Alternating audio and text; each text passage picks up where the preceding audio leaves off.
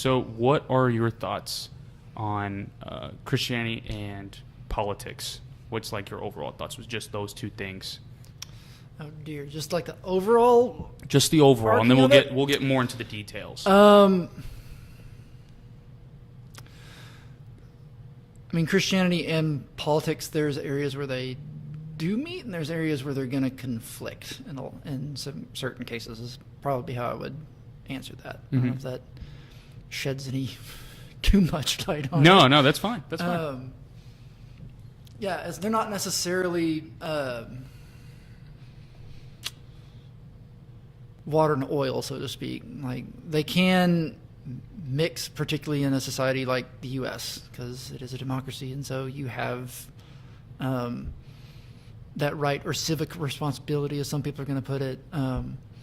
And Christianity, in certain ways, was with Jesus, it was a political movement. When you have, he said political things.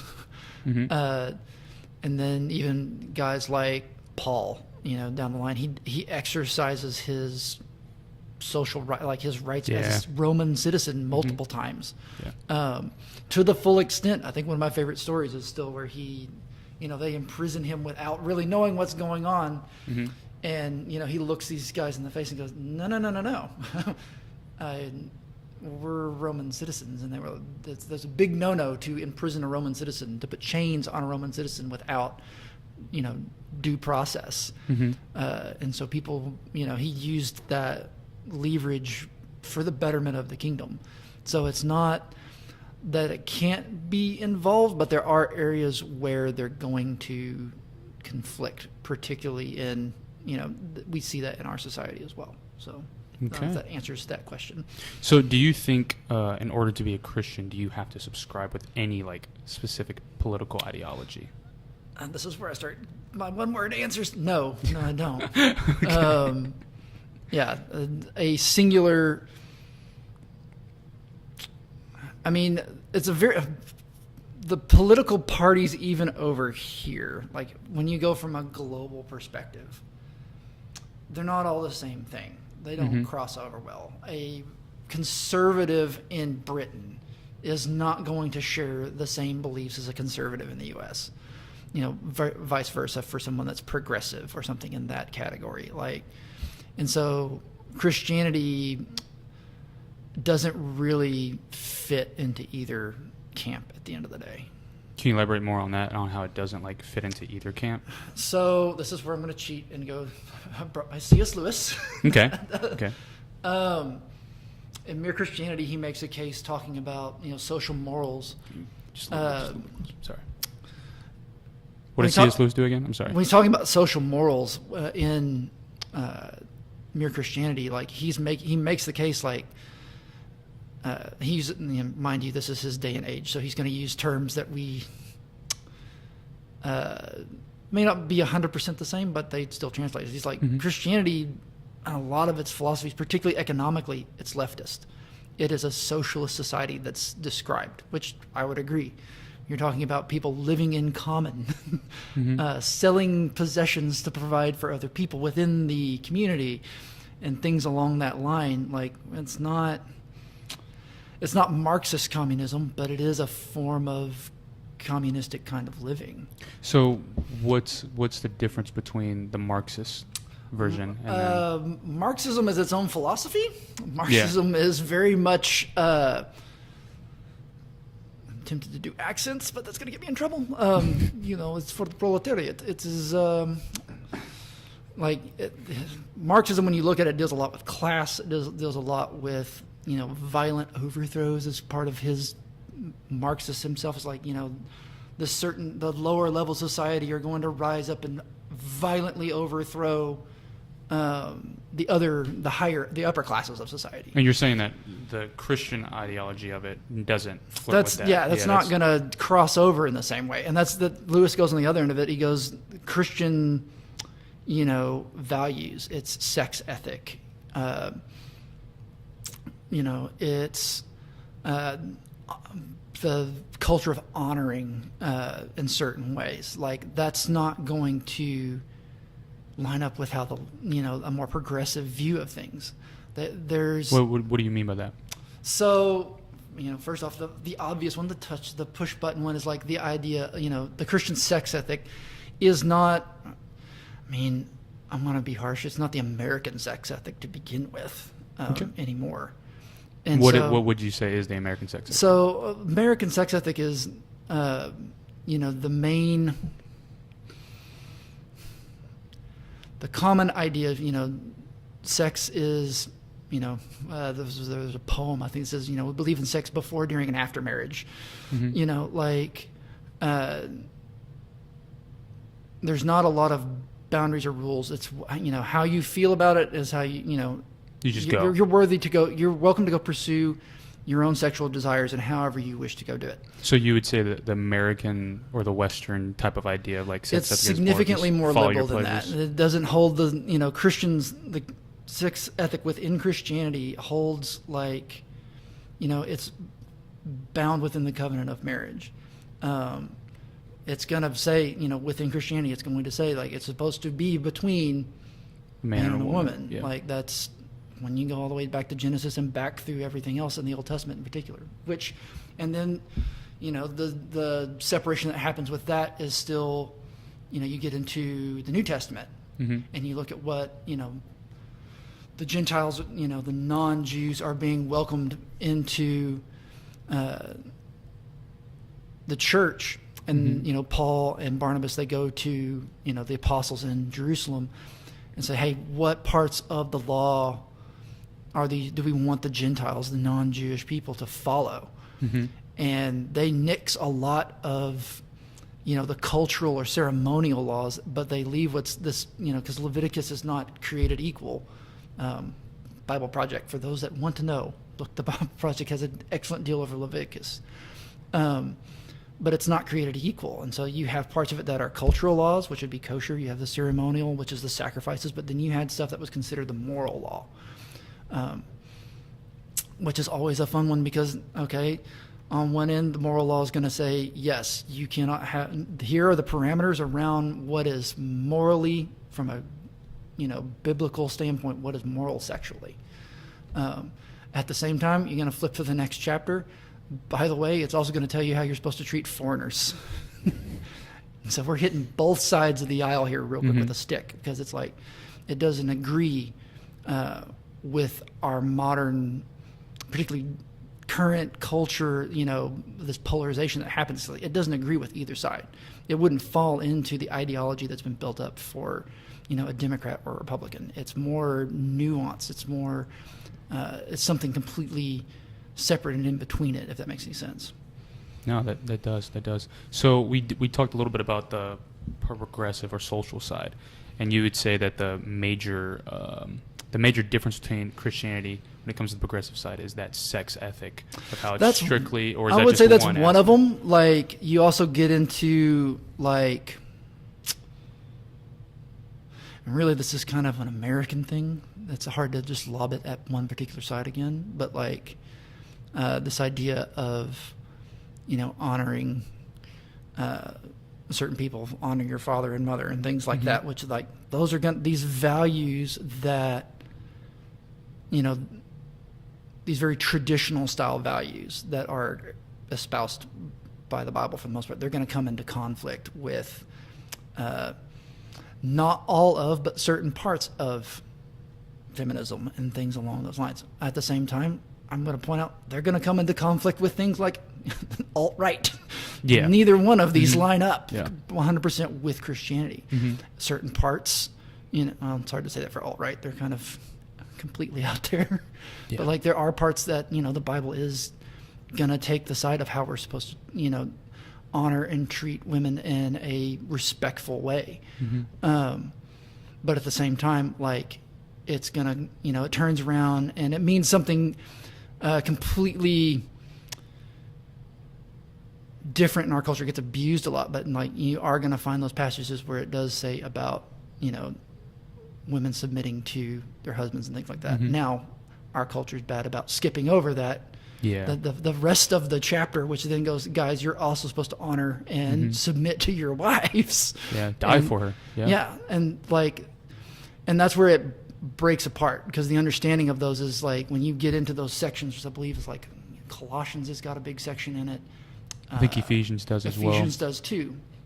Well, exegetically, when you get down to who are these letters written to? Well, Colossae. Isn't that Greek? Roman. My bad. Again, Bible Project, great place to go. But wasn't the family like the backbone of the country or something like that? Well, or that was the way they saw it? So it's not that, but there's a certain structure to Roman society, and Colossae wasn't just a Roman city. It was it's where a lot of former, retired Roman legionnaires lived in Colossae. So it's extremely Roman culturally. And so the Roman household was centered around the patriarch. It's centered around the man. It's centered around the husband. And he's the only real first-class citizen in the household. Yeah. If he has sons, they will one day, once they reach maturity, they get kind of the same privileges. Yeah. But women and slaves are property. And so it's outrageous. Then you take Paul, who comes in here and says, no. Like, he's saying, people that obviously already are submitting to each other, you should continue to love and serve one another. But when he turns around and tells the guy, like, hey, you're supposed to honor your wife and love your wife and take care of her needs. And by the way, you're not supposed to, you shouldn't be oppressive to your children. Oh, and by the way, you should treat slaves like they're not slaves. Because the definition he gives is like, no. Even seen with Philemon. Telling him to treat his brother. That's a gutsy move by Paul. And if people don't know what we're referring to with that, in Philemon, we just did an episode on it, but if you missed that, in Philemon, Paul wrote a letter to a slave owner that he was commanding him basically, or appealing to him to basically accept him as a brother, as a free man, pretty much. And so then you're writing this to these Romans. That is a completely foreign concept, completely countercultural to how their world works. And when you put it in that context, it is outrageous that he did that. And so that's always the tension, is the Bible is portraying a society and a culture that's significantly different than how we as humans tend to start categorizing things, if that makes any sense. So you would say in the same way with the Roman culture, how the Bible was just completely countercultural. Is there some overlaps? Yes, but for the most part, it is definitely pushing the status quo. It's doing the same with the progressive side, but also the conservative side within the American culture. It doesn't sit evenly with either side at the end of the day. Okay. Like and that's one of the things if I can. Go right ahead. So the section of this chapter, how it closes out, and this is C.S. Lewis reading from Mere Christianity, and he goes, and now before I end, I'm going to venture on a guess on how this section has affected any who have read it. My guess is that there are some leftist people among them who are very angry that it has not gone farther in that direction, and some people of the opposite sort who are angry because they think it has gone much too far. If so, that brings us right up against the real snag in all of this drawing up of blueprints for a Christian society. Most of us are not really approaching the subject in order to find out what Christianity says. We are approaching it in the hope of finding support from Christianity for the views of our own party. We're looking for an ally where we are offered either a master or a judge. I am just the same. There are bits in this section that I wanted to leave out, and that is why nothing whatever is going to come of such talks unless we go much longer way around. A Christian society is not going to arrive until most of us really want it, and we're not going to want it until we become fully Christian. I may repeat, do as you would be done by until I'm blue in the face. But I cannot really carry it out until I love my neighbor as myself. And I cannot learn to love my neighbor as myself until I learn to love God. And I cannot learn to love God except by learning to obey him. And so, as I warned you, We are driven onto something more inward, driven from social matters to the religious matters. For the longest way, the longest way round is the shortest way home. That's good. And so, yeah, that's his point of it. He's like, it's the idea of what the world wants and what we try to gain through political systems in a lot of cases doesn't necessarily line up with the world that Christianity paints. It doesn't line up with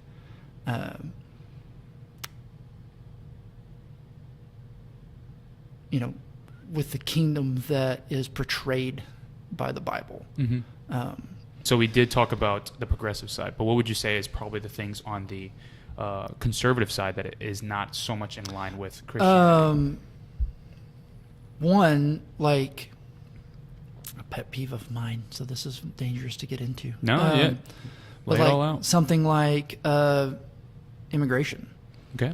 I grew up in the Texas Panhandle. I grew up around a bunch of Hispanics, some who were legal, some who are what they're going to be called DACA or Dreamers. We have a very close family friend that he's the same age as my little brother, so he's 30 now. But he came over here at the age of 2.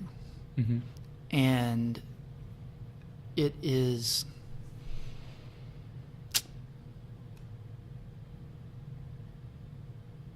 brutally near impossible to try and get him his papers, or it has proven so. He works for oil companies, and they have not been able to get his papers. And the oil companies pretty powerful. Make things happen all the time, and they can't get his stuff. And so, like, yes, when you get into topics of like, security and things like this, sure.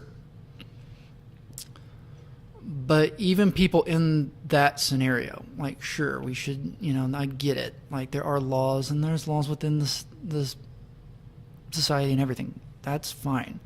But when we start actively mistreating, when we start to actively discriminate, like I actually did it before I came in here. Like, I can go. It shows up in Exodus. It shows up in Leviticus, and it shows up in Deuteronomy of how you're supposed to treat foreigners. And it always says, it says you're not supposed to oppress these people. You're supposed to treat these people right. And he reminds them, because at one point, to the Israelites, he goes, at one point you were foreigners in a foreign land and were oppressed there. So don't treat them wrongly. You should be treating these people, properly. And so that's an area where it's like we kind of lose the forest through the trees in a lot of cases on that side of things.